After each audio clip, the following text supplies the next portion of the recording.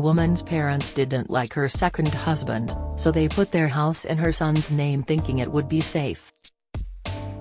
But sometimes life changes very radically. Marianne Harding Jones was her parents' only surviving child, and they adored her.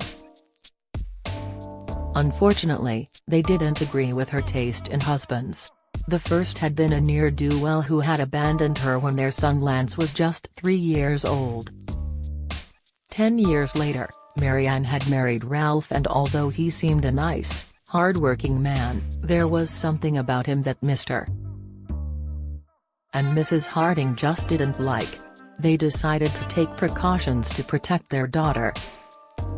The Hardings were reasonably well off, but the jewel of their estate was the family home, a sprawling 12-bedroom house with a huge garden and a pool in one of the city's most coveted addresses. Mr. Harding became ill, and he and his wife decided to set their affairs in order, and so they put the house in their grandson Lance's name, explaining to Marianne and the boy that their intention was to protect the property from a possible divorce from Ralph. As it turned out, Mr. Harding dies a few months later, and his wife quickly followed him to the grave. Not 2 years later, they were proved to be right in their assessment of Ralph's character. Marianne discovered that Ralph had been cheating on her for years with one of her friends, and the divorce was costly indeed. Ralph claimed half or everything Marianne had, including the money her parents had left her. Fortunately, he couldn't touch the house which was in Lance's name. Marianne gave thanks to her parents' provident planning. After the divorce, Marianne and Lance moved into the grand old house. Lance was now 15, and Marianne's lawyer advised her to put the house back in her own name before he turned 18, but she refused. "I trust my son," she told the lawyer indignantly. "I don't want him to think I don't." "Marianne," the lawyer said gently. "You know the boy Lance is today, not the man he'll be in the future." But Marianne was adamant. She trusted her son to abide by her parents' wishes, and that was that. When Lance finished high school, he went away to college. He wanted to become a psychologist, and Marianne supported him throughout his studies, paying for his tuition and his living expenses.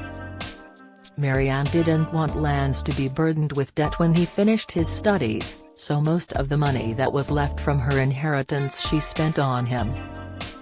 At first, it seemed as if her faith and trust were justified. Lance started working as a psychologist, and soon he had a prosperous little practice, a girlfriend, and plans to marry.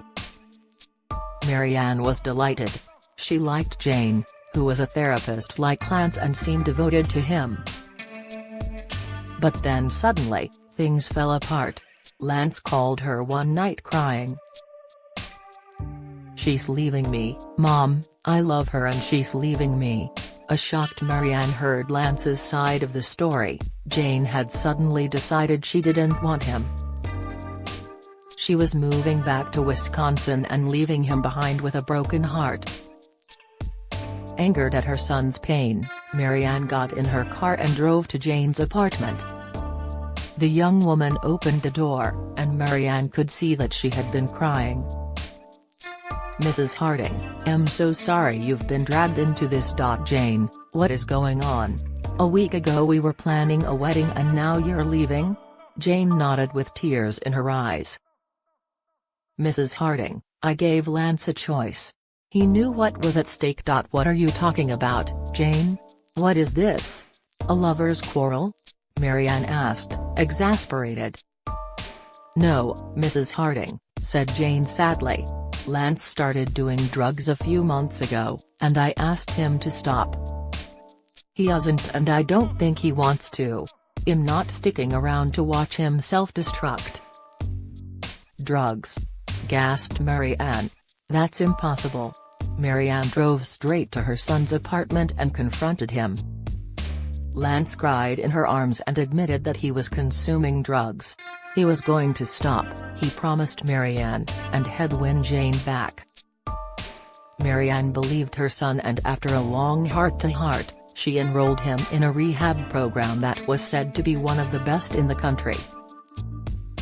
Over the next 6 months, Lance seemed to make an exemplary recovery, but then, slowly, worrying signs started to surface.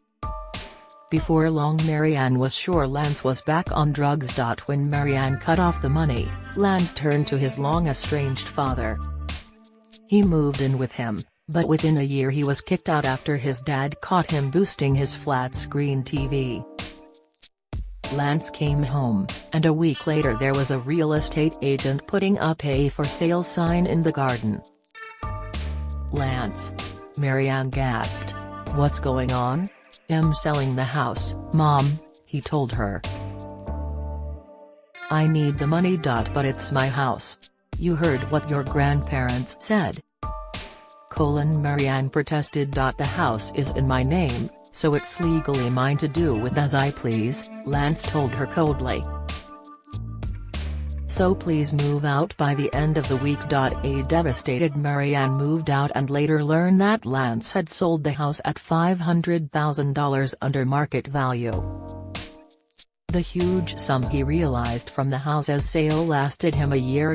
Marianne was now living in a small pretty cottage in Maryland which she'd managed to buy with the remnants of her inheritance and her savings, and the last person she expected to find standing at her door was Lance. "Mom," he said, tears running down his cheeks. "Please Mom, help me." Marianne saw that Lance was thin, poorly dressed, and dirty. "How can I help you, Lance?" asked Marianne, her heart aching to see her boy in such straits. Bride disappears from wedding without a trace, meets groom again 5 years later. Daughter bans old mother from her house for attempting to steal her Sony. Discovered my husband cheating with my best friend and taught them both a lesson. "Please Mom," Lance whined. "Can I come live with you? Just until I get myself together. I'm clean Mom, I swear." Marianne shook her head slowly. "No my son," she said sadly, "I've given you all I had all my life, and you cheated and robbed me. I can't give you the opportunity to do it all again. But Mom, I swear." Lance cried, but Marianne had already closed the door. She knew that no matter what she did, changing his life was something Lance would have to do all by himself. What can we learn from this story? Be careful who you trust. We think we know who someone is, but we don't know who they may become. Marianne learned the hard way that drugs transformed her son. Once you've lost your good name, no one will ever believe you again. Lance cheated his mother out of her inheritance and stole from his father, so when he reached out for help, neither of them was prepared to take a chance on him. Share this story with your friends. It might brighten their day and inspire them. If you enjoyed this story, you might like this one about a man who left his elderly widowed mother homeless. This account is inspired by our reader's story but written by a professional writer. All names have been changed to protect identities and ensure privacy. Share your story with us, maybe it will change someone's life. If you would like to share your story, please send it to info@amamama.com.